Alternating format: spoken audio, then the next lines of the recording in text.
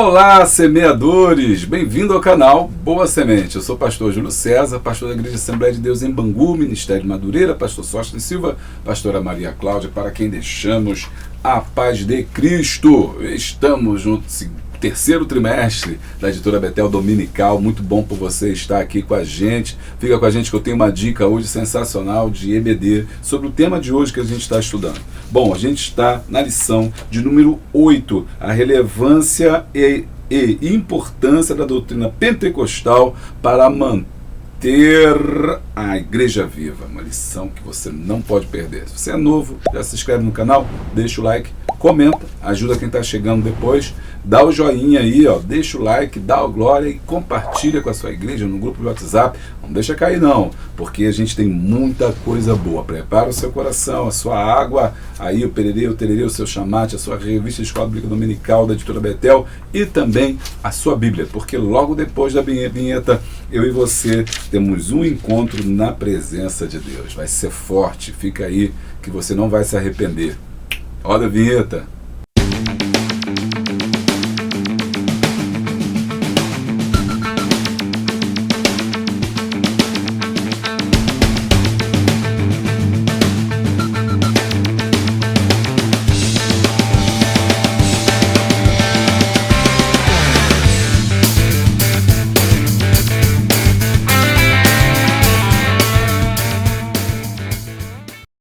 Bem, nós já voltamos. Se você é membro do canal, você tem vídeos exclusivos. O link está aqui embaixo e o seu nome lá no final. Se você quiser ser apoiador do canal, você vai receber conteúdo exclusivo, plano de aula que você vai receber no seu e-mail toda sexta-feira, tá bom? E se você também não puder ajudar, não tem problema, continue orando por mim, pela minha família. Estamos enfrentando um momento muito difícil agora, problema de saúde na família, mas eu tenho certeza que Deus está no comando. Continue orando, sou carente das vossas orações. Esse canal é para você, é para ajudar os professores, é para todos nós. Fica com a gente aí e ora, entrega o pastor Júlio nas mãos do Senhor, porque eu tenho certeza, Deus tem cuidado de mim e tem cuidado de você. Como é que você está? Está bem? O coração está preparado?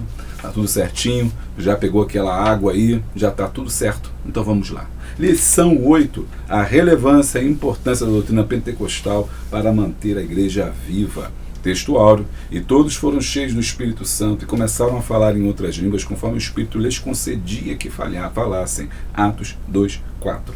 Verdade aplicada, cada membro do corpo de Cristo necessita buscar sempre ser cheio do Espírito para cumprir a missão que o Senhor nos entregou e viver uma vida que agrada a Deus. Objetivos da lição são 3: a corrigir os erros doutrinários sobre o batismo com o Espírito Santo, expor sobre o Pentecostes verdadeiramente bíblico e assegurar a identidade pentecostal da igreja. Nosso texto de referência está em Atos 2:1-4. E cumprindo-se o dia de Pentecostes, estavam todos reunidos no mesmo lugar. E de repente veio do céu um som como de um vento veemente e impetuoso, e encheu toda a casa em que estavam assentados. E foram vistas por eles línguas repartidas como de fogo, as quais pousaram sobre cada um deles. E todos foram cheios do Espírito Santo, e começaram a falar em outras línguas, conforme o Espírito lhes concedia que falassem. Vamos falar agora com Deus. Senhor, estamos mais uma vez na Tua presença e confiantes, ó Deus, na Tua palavra. Estamos aqui, Senhor, para ministrar, Senhor Deus, ó Pai, os Teus filhos.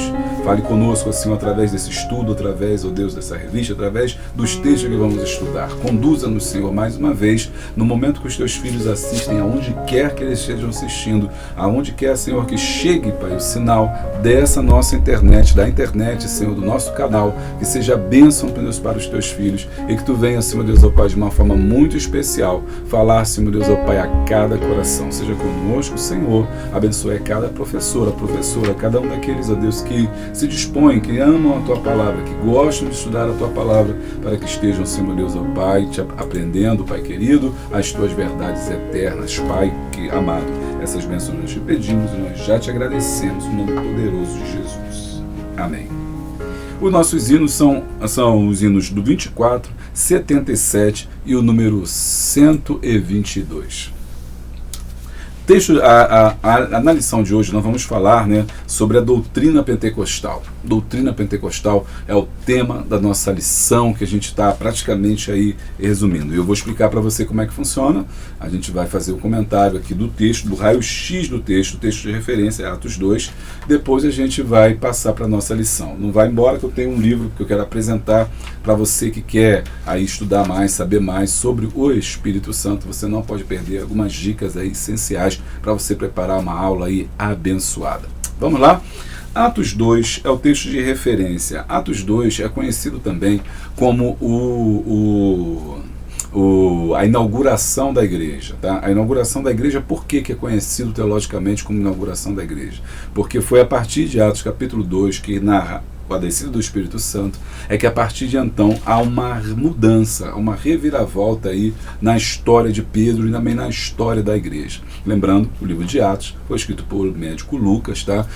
Que escreveu esse livro para poder narrar os acontecimentos logo após a morte de Cristo Jesus. Então, Lucas, ele escreve tanto o livro de Lucas, o Evangelho de Lucas, também escreve o livro de Atos dos Apóstolos. Sabemos disso, né? Porque no início do livro de Lucas, ele já deixa ali a entender, ele dá ali alguns indícios. Sabemos também, ele é um narrador oculto, né? Porque ele não aparece diretamente no texto, mas ele é aquele que acompanha esses primeiros missionários. Os historiadores, esses primeiros apóstolos, né? Os historiadores alertam que Lucas, ele deve ter sido um companheiro de Paulo, né? Inclusive, quando o apóstolo Paulo está preso, ele fala sobre o médico, né? O médico que está com ele, é Lucas que está lá. Bom, então, ele deve ter ouvido essa narrativa de Paulo e também de todos os discípulos que estavam perto. Lembrando que Lucas não foi um discípulo de Jesus, né? Lucas, ele vem depois, ele se converte depois, né? E nem ele judeu ele vai se converter depois e vai, se não me falha a memória, ele é grego, né? E ele vai se converter, mas vai se interessar pelo Evangelho e vai escrever sobre ele. Lucas também é conhecido, além de ser médico, ele também é historiador, né? Porque ele está fazendo nesse momento é justamente uma história dos primeiros momentos da igreja. Alguns acreditam que o livro de Atos não deve ser só chamado de Atos dos Apóstolos, né, ou Atos dos Discípulos, mas alguns acreditam que deve ser também o Atos do Espírito Santo, porque nós vemos o Espírito Santo em todo o livro de Atos. Gostou? Está gostando? Vem comigo. Então, o Espírito Santo, ele permeia o livro de Atos, por isso essa é uma marca dos escritos lucanos, né? Ou seja, o Espírito, ele tem uma efusão, ele demonstra a efusão do Espírito Santo. Muito bem. Nesse livro de Atos dos Apóstolos, que é o tema-chave aqui, no nosso raio-x, para a gente poder entender e desenvolver toda a lição, os discípulos estão agora, depois da crucificação de Cristo, reunidos todos no mesmo lugar, porque havia recebido uma ordem ficar em Jerusalém, até que do alto sejais revestidos de poder. Eles estão aguardando isso até que a descida do Espírito Santo. Esse revestimento de poder é o que a gente chama de Pentecoste. E o Pentecoste acontece, né, justamente 50 dias depois da Páscoa. E é nesse dia, festa do Pentecoste. E o que era a festa do Pentecoste? A festa do Pentecoste é uma festa judaica importantíssima, que acontecia 50 dias depois da Páscoa e simbolizava as primeiras coisas, as primeiras ofertas, as primeiras oferendas, as coisas que eram de Deus, as primícias de Deus. Era uma festa importantíssima em Israel. Havia algumas festas que eram solenes, como a festa da Páscoa, a festa das cabanas, que é a festa dos tabernáculos e também a festa do Pentecoste. E foi nesse dia, no dia que o Espírito Santo desceu sobre os discípulos. 120 pessoas estavam unidas ali. Na verdade, né, nós temos que ser honestos e podemos imaginar que eram mais de 120, porque naquela época não se contava mulheres e crianças. É possível que tivesse mulheres e crianças. Então, na verdade, nós temos mais de 120 pessoas. Né? Só fala 120 pessoas porque são homens que estão ali, mas tem mulheres também, então é possível que esse número seja de mais gente, ou seja, não seja só 120. Se as mulheres geralmente correspondem a 2 a 3 terços, então a gente tinha ali 200, 300 pessoas. Bom, isso não é importante. O importante é saber que esses discípulos, os 12 discípulos, na verdade os 11 discípulos, porque o do 12º só vai entrar depois, eles estão reunidos ali naquele local, aguardando a descida do Espírito Santo, a promessa do Espírito Santo. Essa promessa já havia sido feita no Antigo Testamento. Então, para quem acredita que o Espírito Santo ele só vem no Novo Testamento, né, desce nos Novos Testamentos, não. O Espírito Santo já está presente na criação. Gênesis capítulo de número 1 já tem dizendo para a gente, trazendo para a gente a narrativa do início de todas as coisas, ali do início do tempo, na verdade, né, criação do espaço-tempo, em Gênesis capítulo 1, né, no princípio criou Deus os céus e a terra era sem forma e vazia, e o Espírito pairava sobre a face das águas. Aleluia!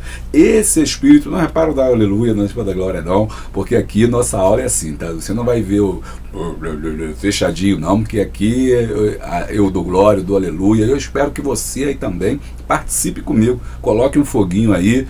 Essa aula é nossa, né? Essa aula é nossa. Então, para quem gosta do fogo do Espírito mesmo, pentecostal. Então, pentecostal, e eu sou assim e acabou. Eu sou a parte certinha ali, ó, vamos lá para lá, mas isso não exclui, uma coisa não exclui a outra. Qualquer dia eu posso falar mais sobre Espírito, o mundo material e o mundo espiritual, né? Porque muitas vezes a gente fica querendo pensar em tudo, né? Racionalizar tudo.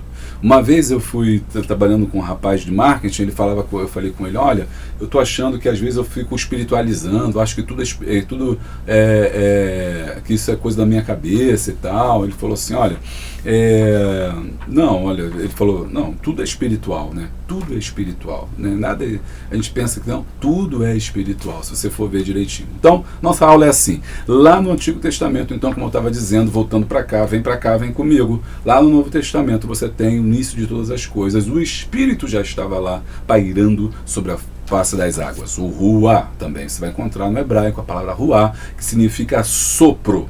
Muito bem, pegou? Significa sopro, né? Respiração. O ruá de Deus já está presente ali. Então o Espírito passeava sobre a face das águas, mostrando que não é no Novo Testamento que ele se manifesta, mas no Antigo Testamento nós já temos ali alguns lampejos já do Espírito já sobre a terra. Ele ali pairando, e algumas versões mais profundas, mais precisas, acreditam que ele está forjando, ele está ali sobre as ondas das águas. Água e espírito estão sempre juntas.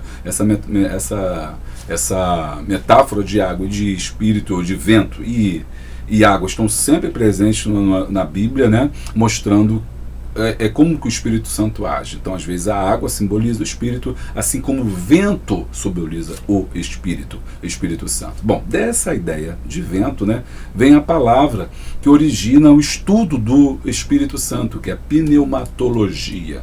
Pneumatologia é o estudo do Espírito Santo. Então você que faz teologia já sabe disso. Se você não faz teologia, nunca fez, eu tenho um cursinho aqui, né, que é o curso de Centro de Estudo Boa Semente, básico, médio e avançado. Você pode fazer, vai ser muito bom. Se você já fez o IB, faz esse curso, é online. Também tem capelania, também tem obreiro aprovado, o link está aqui embaixo. Quer estudar mais, né, quer ter mais desenvoltura, vem estudar sobre isso. Porque lá a gente fala, né, no curso fala sobre a pneumatologia, que é o estudo do Espírito Santo. É tudo isso que eu estou falando aqui para vocês. É um nome meio complicado, mas não tem nada difícil aqui, né? O Espírito Santo vai lembrando. Pneumatologia, por quê?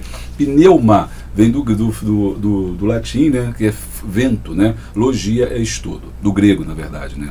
Então, logia é o estudo desse vento, né? Desse sopro, melhor dizendo assim. Então, o Espírito já está presente lá. O Espírito está representado pela pomba que desce depois do dilúvio.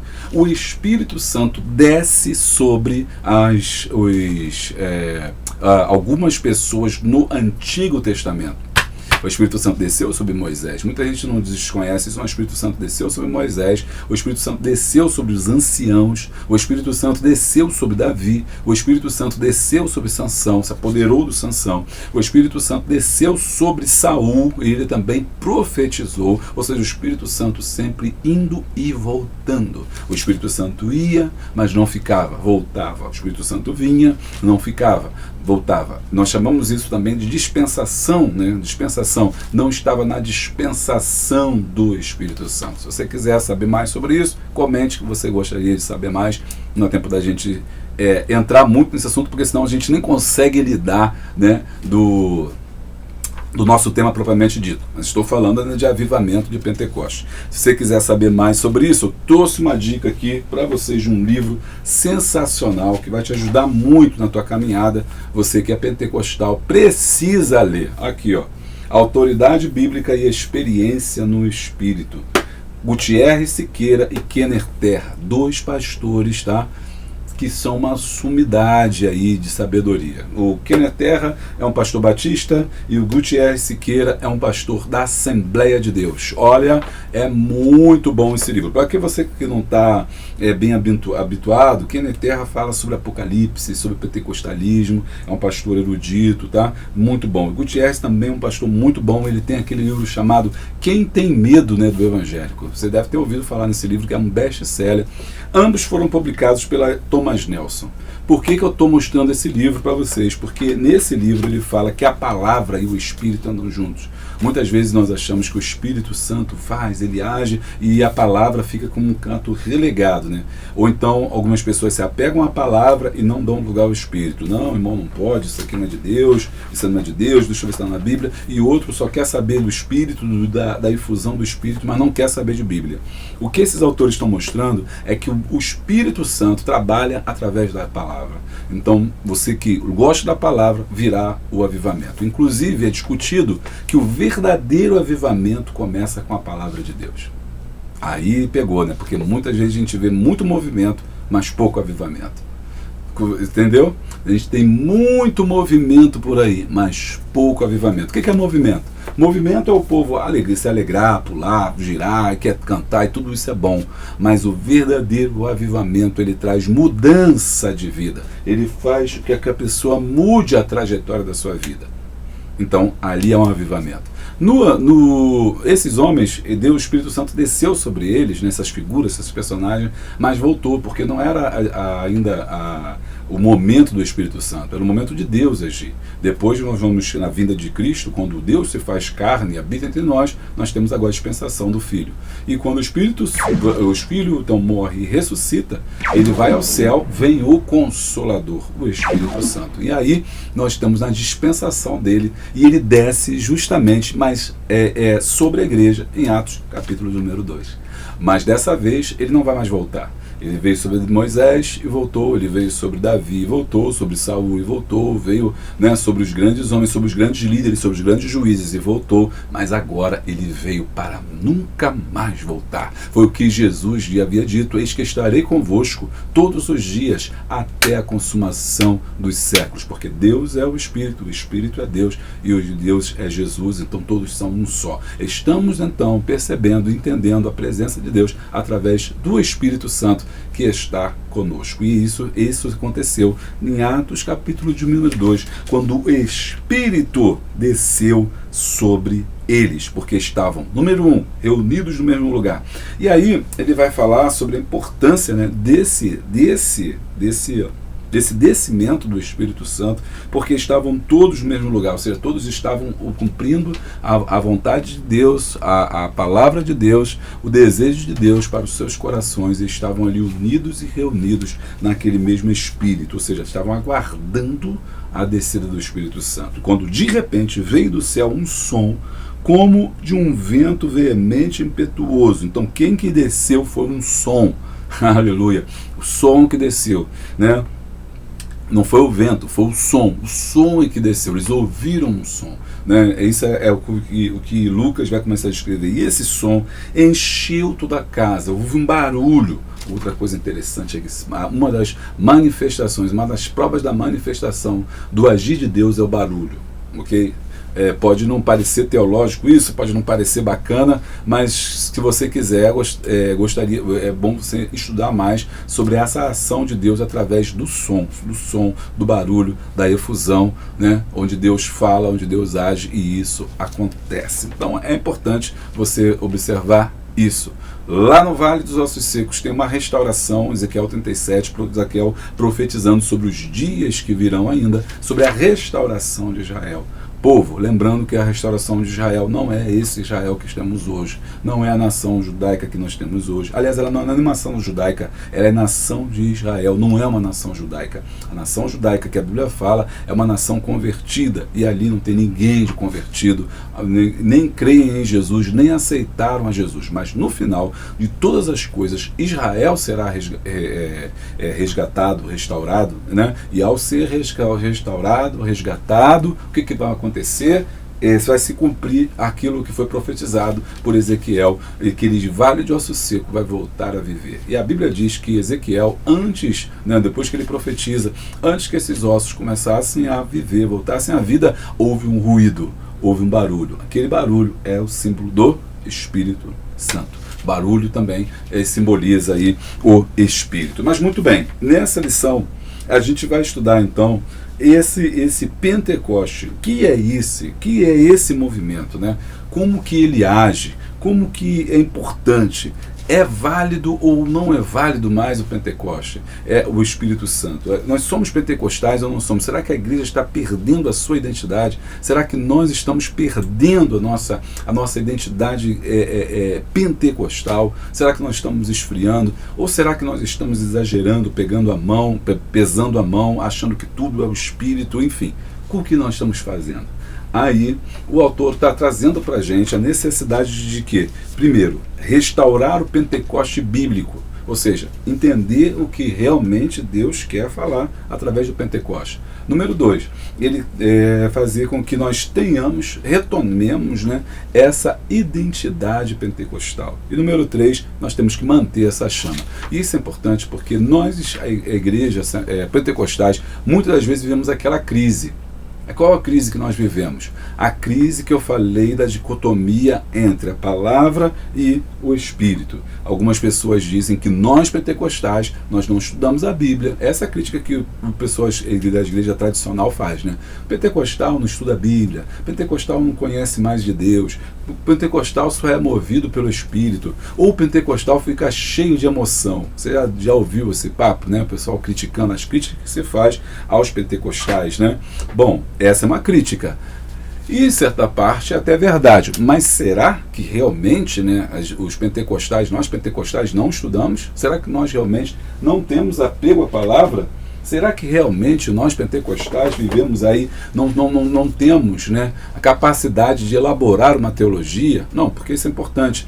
Os tradicionais, né, eles sempre dizem que não, os pentecostais ouvem muito Deus, falam muito com Deus, mas estudam um pouco Bíblia, não gostam de teologia. Isso não é verdade. Isso está disseminado no senso comum, porque o pentecostal ele tem essa forma, nós temos a forma de darmos essa vazão ao Espírito Santo, né? A fala do Espírito Santo, ouvirmos e sermos sensíveis ao Espírito Santo. Mas isso não quer dizer que uma coisa exclui a outra, ou seja, o fato de ser pentecostal não quer dizer que eu não estude, que eu não leia, que eu não busque. Tanto é assim que eu tenho uma segunda dica de um livro muito interessante aqui, ó, que é um autor, dessa vez não é brasileiro, o James Smith, Pensando em Línguas, Contribuições Pentecostais para a Filosofia Cristã. Aí, ó, esse aqui também é um livraço. Tanto o outro livro quanto esse tem um link aqui embaixo para você poder comprar pela Amazon. Tá? Vai estar ajudando o canal, você não está pagando nada mais por isso, vai estar aí nos ajudando. Mas enfim, caso você não tem esse livro, você vai dar uma busca e leia. Mesmo que você fale assim, pastor, não consigo ler os 2 livros para dar essa aula. Claro, ninguém consegue. São livros de referência. O que é livro de referência? É um livro que você usa, né, para poder estudar. Você busca alguma coisa, depois você guarda e busca alguma coisa. Você não precisa ler todo. Eu leio todo, né? Mas, enfim, você não precisa. Mas é bom ter esse livro. Esse livro, ele discute isso. Ele fala que nós pentecostais também temos uma teologia, nós também temos uma filosofia, uma praxis, que pode ser estudada na academia, né? Então ele vai legitimar o estudo do pentecostalismo, que até então era mal visto, era relegado. Por quê? Vamos aprofundar que é mal visto e é relegado. Porque geralmente as igrejas pentecostais, elas estão onde as tradicionais não chegam. Já percebeu isso? né? As igrejas tradicionais, elas geralmente estão nos bairros, nos grandes centros urbanos. Quando eu digo tradicional, o que é tradicional, né? É as igrejas batistas, as igrejas presbiterianas, né? Que não aceitam, né, a essa efusão do Espírito. É claro que temos a Batista Renovada, mas essa já não sai dessa lógica dessa igreja, né, que é a igreja tradicional. O que acontece é que essas igrejas, né, tradicionais, elas não aceitam esse movimento do Espírito Santo. Eles até acreditam no Pentecoste. Sim, houve Pentecoste, mas foi lá em Atos 2, por um motivo específico, num tempo específico, num lugar específico, e depois nunca mais aconteceu. A esse tipo de pensamento nós chamamos de cessacionistas. Ok? Então, se você ouvir alguém falar, fulano é cessacionista, ele crê que os dons do Espírito Santo, que a manifestação do Espírito Santo, que o falar em línguas, que o batismo do Espírito Santo, tudo foi no tempo dos discípulos. Aconteceu, mas não acontece mais. Esses dons cessaram. Nós, pentecostais, não acreditamos nisso. Nós acreditamos que esses dons não cessaram. Eles continuam até os dias de hoje. Muito bem, vamos lá, continuando. Então, essa é a crítica que eles fazem, né, dizendo que a gente não estuda, mas isso não é verdade. Eles disseminam isso, mas isso não é verdade. E essas igrejas, geralmente, elas estão, então, como eu estava dizendo, nos grandes centros urbanos, nos lugares mais abastados, nos lugares mais ricos, nos lugares onde as pessoas têm um poder aquisitivo maior. Já as igrejas pentecostais estão nos lugares mais afastados, mais remotos, nas periferias e nas favelas. E atinge, sobretudo, um público, né, um público C e D, um público mais pobre, um público menos letrado, um público mais simples, vamos dizer assim. Então, os pentecostais sempre foram vistos, historicamente, no Brasil, como um povo mais simples. A Assembleia de Deus está nas favelas, está em todos os lugares, mas, né, difíceis de entrar. Para as igrejas tradicionais, os pentecostais estão lá. Isso reforçou esse preconceito em relação aos pentecostais, de dizer, não, isso é coisa de pobre, isso é coisa de pessoa iletrada, pessoa não estudou teologia, não sabe nada de Bíblia, né? Não sabe nem ler direito, então tem esse negócio aí de dançar, de pular, de dar lugar, de falar em língua, né? Mistura tudo. Então, essa é uma crítica que eles fazem aos pentecostais. E por conta disso, muitas vezes nós ficamos com essa pecha, mas isso não é verdade, porque mesmo nessas comunidades, mesmo nesses bairros, nas periferias, nas favelas, há muita gente letrada, há muita gente que estuda. O fato de eu manifestar ou deixar que o Espírito Santo manifeste não quer dizer que eu não tenho um apego à palavra, não quer dizer que eu não goste, pelo contrário. O pentecostal, ele tem um apego natural à palavra, e é o que o Gutierrez e o Kenneth Terra estão mostrando. A nossa vertente pentecostal é porque justamente nós temos um apego, um desejo pelo movimento do Espírito Santo. E onde a gente busca isso? Na nossa cabeça? Não. A gente busca na palavra. E aí, você sabe que a palavra tem relação com o vento, tem relação com a água, é o Espírito que pairava lá em Gênesis capítulo de número 1, né, que pairava sobre a face das águas. Então, nós precisamos desmistificar isso, porque isso tem sido um problema para as nossas igrejas. Estamos sendo criticados por conta disso. Amém? É claro que as tradicionais, que já não são mais tradicionais, que as renovadas, elas já são uma outra vertente que não critica os pentecostais, porque elas também creem no Espírito Santo, como nós cremos, ou seja, que os dons não cessaram e que a manifestação do Espírito Santo não cessou, mas que continua. Também nós temos um novo movimento, depois dos pentecostais, que são os neopentecostais. Então a gente tem os tradicionais, batistas, presbiterianos e outras mais que não acreditam, existem outras, mas não é o caso de a gente falar aqui. Depois nós temos os pentecostais, Deus é amor, Assembleia de Deus, né? E depois nós temos as neopentecostais, que foram as que surgiram nos anos 80, as quais elas têm um apego também, elas acreditam na efusão do Espírito Santo, mas elas têm aí uma outra vertente da teologia da prosperidade, misturando um pouquinho, flertando com uma ideia de crescimento, de uma ideia também de prosperidade, né? De busca de prosperidade. São as chamadas neopentecostais. Embora tenha teólogos que discutam isso, acham que não existe, esse termo foi também pejorativo, ou criado, né, pelos pentecostais, na verdade, ressentidos pelo avanço das igrejas neopentecostais, capitaneados pela Universal, e por aí a Universal já está antiga já e tem muitos mais na frente depois desse movimento aí. Muito bem, nesse quadro geral, a Assembleia de Deus, nós pentecostais, acabamos ficando meio que assim, bom, será que nós estamos certos? Será que nós estamos errados? E aí, será que é isso mesmo? A gente não quer nada, é oba-oba? Então, essa lição é para reforçar, para avivar a chama pentecostal, para que nós tenhamos orgulho de sermos quem nós somos, né? De falar em línguas, de dar efusão ao Espírito Santo. É bíblico isso? Temos na Bíblia? É nessa lição que a gente vai aprender, que a gente vai estudar. E como é que eu combato o legalismo, né, que é aquele que diz que isso não é bíblico, ou a frieza espiritual, né, que é o formalismo, não precisa disso, meus irmãos. É uma igreja que tem ainda aquele sininho, né? Quero que você comente aqui, ó. Eu separei meu sininho aqui, ó. A igreja que tem o sininho fala assim, Deus começou a operar, ele vai lá no sininho lá e toca lá, vamos parar. Né? Ainda tem isso aí. Bom, então, será que precisa desse sininho mesmo, né? Para a gente controlar o espírito? Será que ele pode ser controlado? Então, são essas críticas que nós estamos sofrendo hoje, no século XXI. Né? Você deve ter ouvido muita gente criticar, ou se não ouviu, você com certeza vai ouvir. Aí é por isso que essa lição é fundamental e importantíssima para você aí crescer espiritualmente. Eu tenho um curso aqui de professores de EBD. Faz isso com a gente aqui, que vai ser bênção para a tua vida. Espero você lá, online, certificado no final, baratinho, tá? Você vai aí poder depois aí, ó, receber seu certificado na sua casa. Tá esperando o quê? Vem estudar, quase que eu caio aqui. Ô, Jesus, misericórdia aí, meu pai. O que está acontecendo aí? O terremoto do Senhor está acontecendo aqui. Brincadeira. Então faz o nosso curso e vem para cá, porque a gente vai agora para o tópico de número 1, Pentecostes bíblico.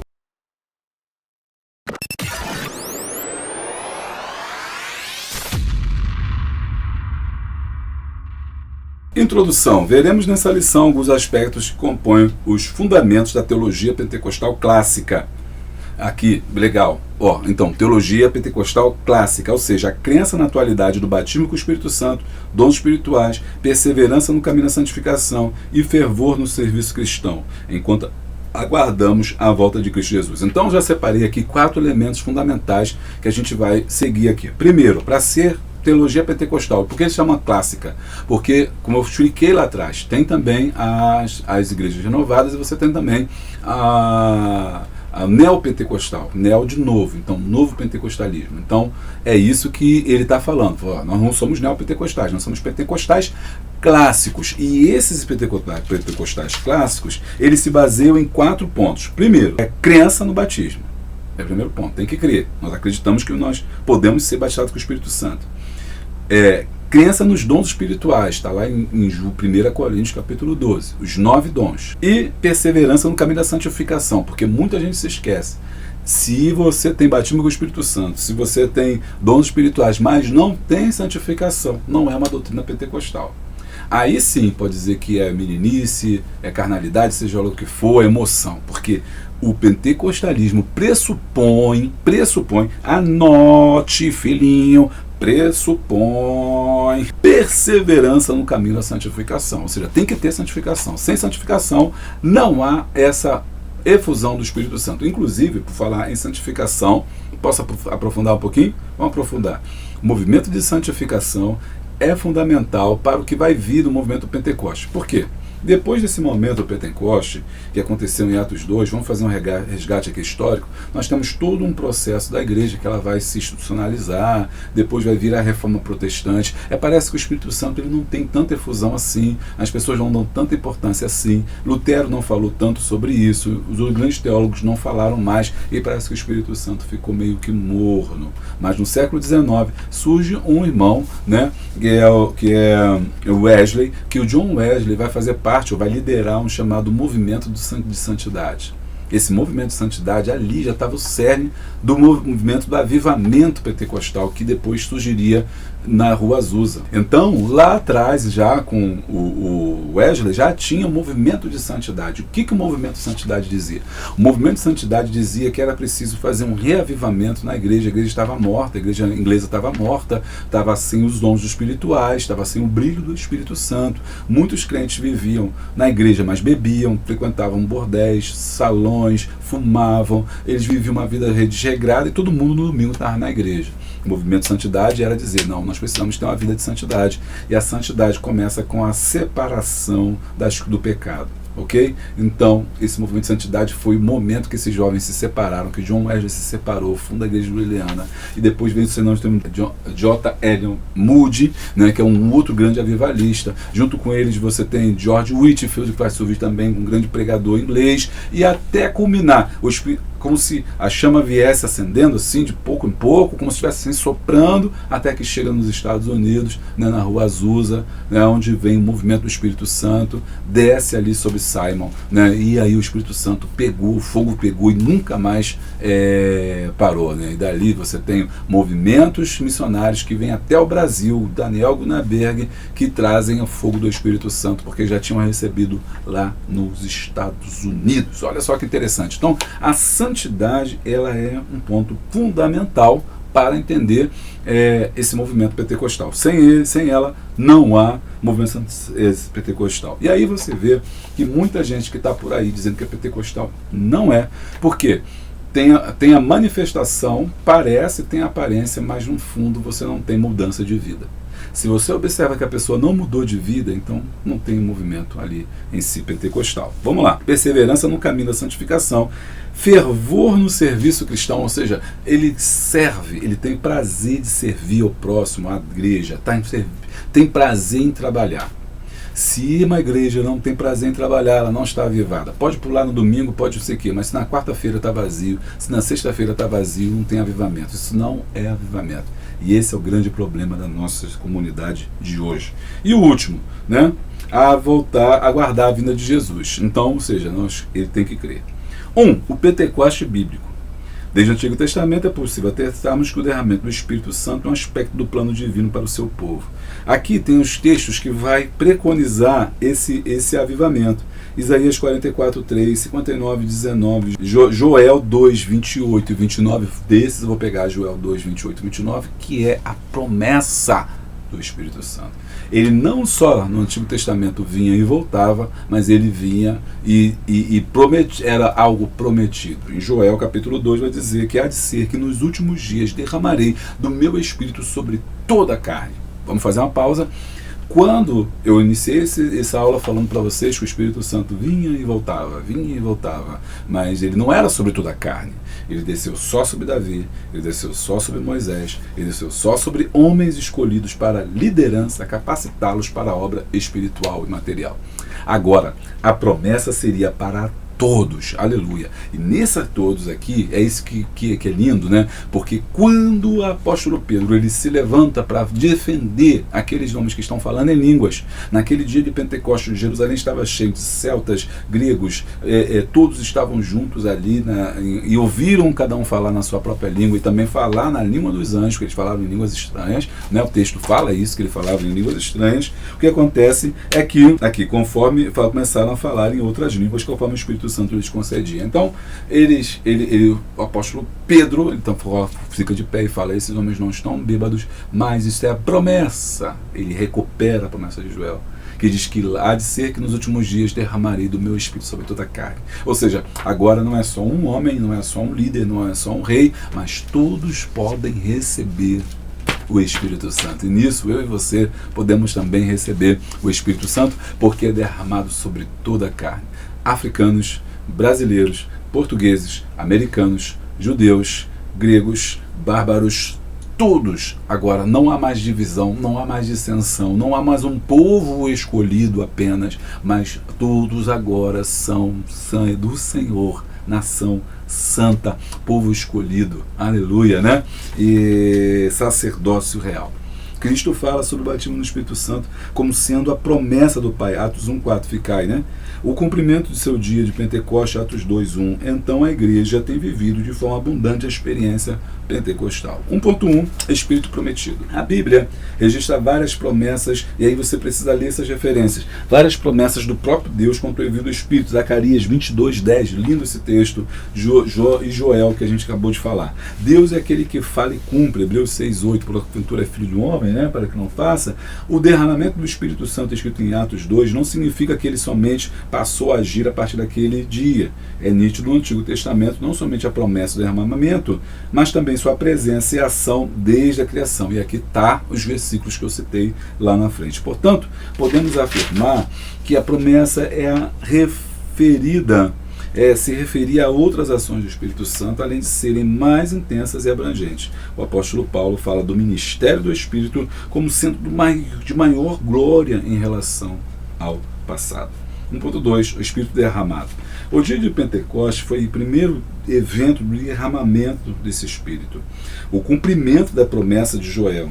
O Senhor Jesus, antes da ascensão, ordenou aos seus discípulos que ficassem, que poder pregar o arrependimento e a remissão dos pecados. O próprio Senhor informou que a promessa seria cumprida não muito depois desses dias. Assim, quando Lucas informa que o derramamento de seu dia se deu no dia do Pentecostes, então os discípulos não precisavam esperar muito. Vemos em Atos que a igreja inicia com oração, perseverança, unidade e revestimento de poder, pois os discípulos estavam firmados na palavra do Senhor. Então esses 3 pontos aqui é que vão ser fundamentais, né, para que possa acontecer. Segura aí que tem mais uma dica de um livro que você não pode perder. 1.3, o resultado do derramamento do Espírito. Quando lemos sobre o resultado, precisamos estar atentos para não nos determos apenas ao falar em outras línguas, ok? Isso aqui é chave, hein? Não é só falar em uma língua, que não eu falei. Tem quatro pontos ali importantes do pacote do pentecostalismo. Pois, biblicamente, o derramamento do Espírito não resulta somente ao que acontece em determinado momento, aquele falar, a ação. Mas, como lemos nos livros de Lucas nas epístolas, acarreta outras consequências, além do falar em línguas. Maior dinamismo, ousadia, intrepidez, anúncio da palavra de Deus, edificação na vida do discípulo, maior dedicação e oração, intercessão, poder no combate contra as forças do mal e capacitação para ajudarmos uns aos outros no corpo de Cristo. Esses 4 elementos que a gente falou lá, ele falou na introdução, estão presentes aqui. Então, o que acontece ali em Atos 2? Primeiro, apóstolo Pedro é um exemplo bem claro, você pode destacar isso para a classe, antes da descida do Espírito Santo, depois da descida, porque antes ele é um homem impulsivo, né? Ele vai lá quando Jesus está preso, quer cortar a orelha, corta a orelha do mal, quer fazer não sei o que, né? Quer pintar, quer agir, quer matar. Depois do Espírito, ele passa a ser, né, um cordeiro, né? Um cordeiro levado ao matador. Tanto é que ele morre depois, mais tarde, de cabeça para baixo. Antes da difusão do Espírito, ele nega Jesus, né? Depois do Espírito, ele agora sai em defesa de Jesus e daquelas pessoas que estavam com ele, dizendo: esses homens não estão bêbados, cheios de mosto a essa hora, né? Pelo contrário, isso é promessa. Então, efusão do Espírito Santo, intrepidez, isso o Espírito Santo faz. Por isso que os antigos diziam que o Espírito Santo, o batismo com o Espírito Santo é um revestimento de poder. O que eles queriam dizer com isso? Queria dizer que esse revestimento de poder era a força, era o dínamo. Inclusive o poder, né? Quando fala ficai do Jerusalém até que do alto recebeis poder, a palavra poder ali é dínamos. A palavra dínamos significa movimento. Então, movimento é uma palavra que está sempre recorrente na Bíblia, no Antigo Testamento, no Novo Testamento, e também o barulho que a gente começou a falar lá atrás. Então, dínamo, dentro de nós tem um dínamo, tem um movimento, tem uma ação sobrenatural que não é produzida pela nossa emoção, mas é produzida pelo Espírito Santo. Se não há isso, então não é o Pentecoste. Muitas das vezes nós nos apegamos apenas ao falar em língua. Falou em língua, é batizado, então está tudo bem, está tudo certo. Fala uma língua uma vez, nunca mais fala, né? Então, não é isso. O Pentecostes, o verdadeiro avivamento, é isso. E tem um ponto aqui que eu quero acrescentar. O Pentecostes também tem a ver com a obediência. Por quê? Essas pessoas, se não ficassem em Jerusalém, não tinham recebido, eles foram obedientes. E a gente pensa que o Espírito Santo é desobediente, ou seja, não, meu Deus me deu, vou falar, vou fazer, vou acontecer, não quer obedecer, não obedece pastor, não obedece igreja, não obedece líder, não obedece diácono, não obedece ninguém e diz que está no Espírito. Não. Porque o Espírito, ele é obediente. O Espírito é sujeito ao profeta. Então, sem obediência, sem isso, a gente não vai entender o que é o batismo, ou o Pentecoste, né? O que é esse Espírito derramado e o que ele resulta. O que esse Espírito resulta? Em trabalho. A igreja que é avivada, que recebe o batismo, que é pentecostal, ela trabalha, tem vontade de trabalhar. Tem vontade de evangelizar, tem vontade de ganhar almas, tem vontade de ir para a rua, tem vontade de pregar o evangelho, de falar de Jesus. É uma igreja que obedece, são obedientes aos seus pastores, aos seus líderes, às autoridades constituídas. É uma igreja que faz discípulo. É uma igreja, né, que está debaixo da autoridade de Deus, que está em oração, intercessão, que busca a santidade, que se afasta do mal. Essa é uma igreja pentecostal. Tá gostando? Deixa o like, dá o glória.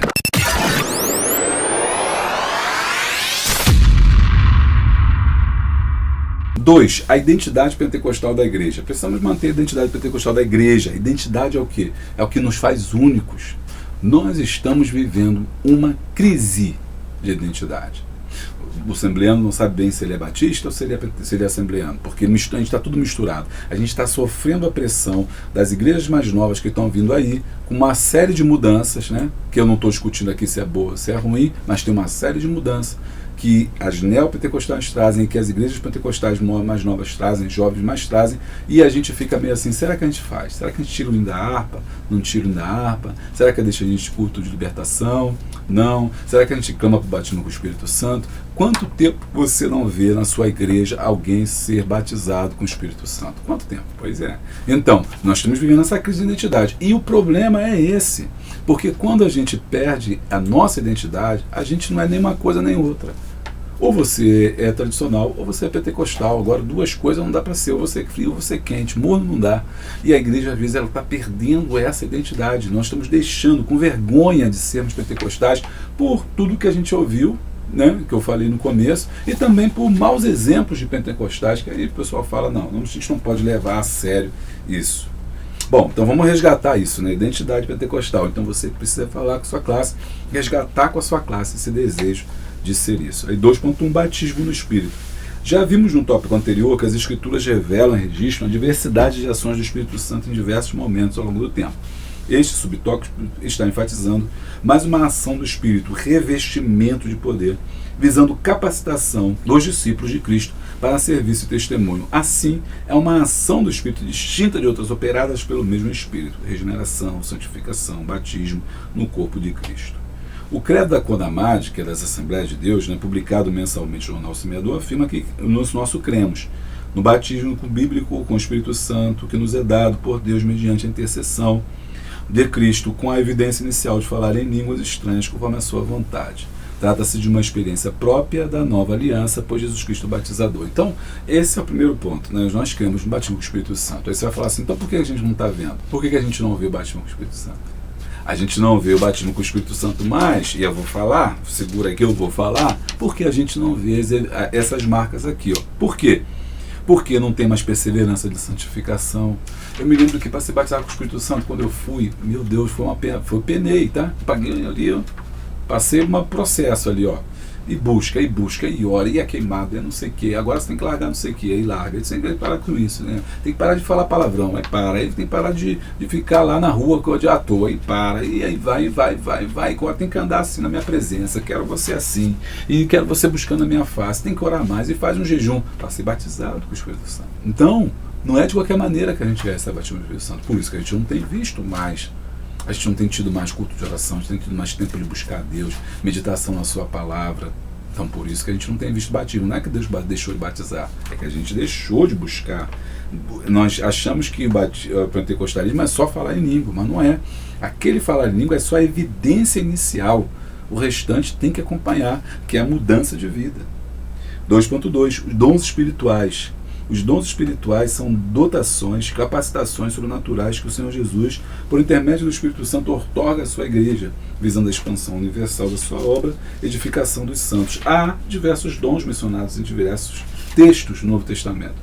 Encontramos uma relação dos dons em 1 Coríntios 12, que eu falei no começo, é como dividi-los em 3 subgrupos. Os dons de expressão verbal, dom de verdade de língua, dom de interpretação de língua, dom de profecia, dom de saber, o dom das palavras da sabedoria, o dom da palavra da ciência, o dom do discernimento do espírito, os dons de poder, o dom da fé, os dons de curar e o dom de operação. Maravilha. Eu aconselho você que é membro, tem um vídeo exclusivo só sobre os dons ministeriais que você pode acessar. Ministeriais não, os dons espirituais que você pode acessar aqui no canal. O link está aqui embaixo. Você que é membro, não perde esse vídeo que vai te dar uma base muito boa. Por quê?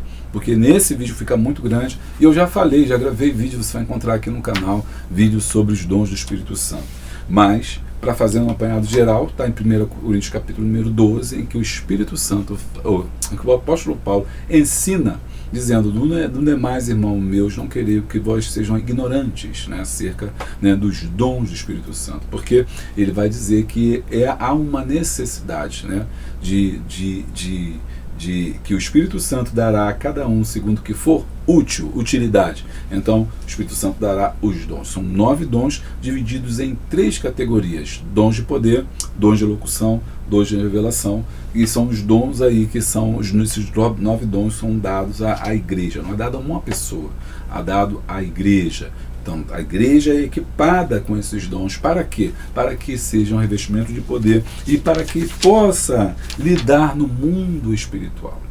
Porque apesar da igreja ter um nome, ter um CNPJ, ter, né, a aparência de uma instituição, ser uma instituição física, ela também lida com o mundo espiritual.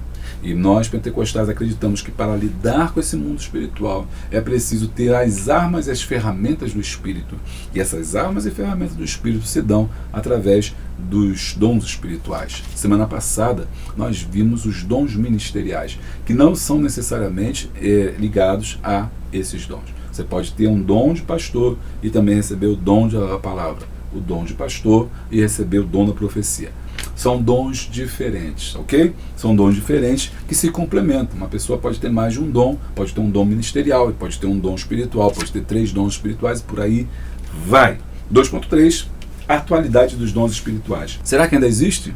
Ele vai dizer: ainda há os que acreditam que a manifestação dos espirituais, principalmente os relacionados em 1 Coríntios 12, cessaram após a conclusão do cânon do Novo Testamento. Ou seja, quando se formou a Bíblia ali, perto de 80 depois de Cristo, aí já falaram: não, ao de 80 a 200, né, está formado o cânon, esse negócio já passou, não existe mais. Eu dei um nome, qual é o nome? Comenta aí se você aprendeu mesmo qual é o nome que se dá ao movimento que acredita que os dons cessaram.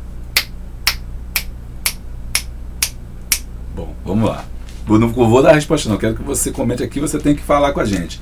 Contudo, não há base bíblica para a defesa desta linha de pensamento. Afinal, a igreja, enquanto estiver nesta terra, continua precisando de edificação, exortação, consolação, cura, revestimento e poder para pregar o Evangelho. O apóstolo Pedro, logo após o derramamento do Espírito, afirmou a promessa de respeito a vós, a vossos filhos, a todos quantos Deus, vosso Senhor, chamar. Ora, Deus continua chamando ao arrependimento, à conversão, ao revestimento de poder. Além de não encontrarmos nas Escrituras apoio para o cessacionismo, ainda temos o testemunho da história da igreja que registra os primeiros avivamentos.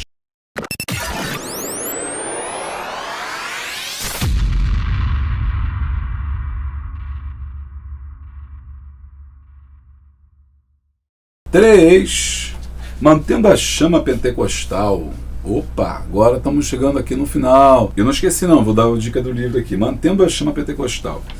3.1, viver em santidade. Viu que é aquele ponto fundamental. Paulo Elias Macalão, por ocasião do cinquentenário da fundação do Ministério da Assembleia de Deus, 1979, afirmou que enquanto o mundo evolui para o pecado, a igreja deve evoluir para a santidade. A razão para o crescimento da igreja neste século, ele estava lá no século XX ainda, né?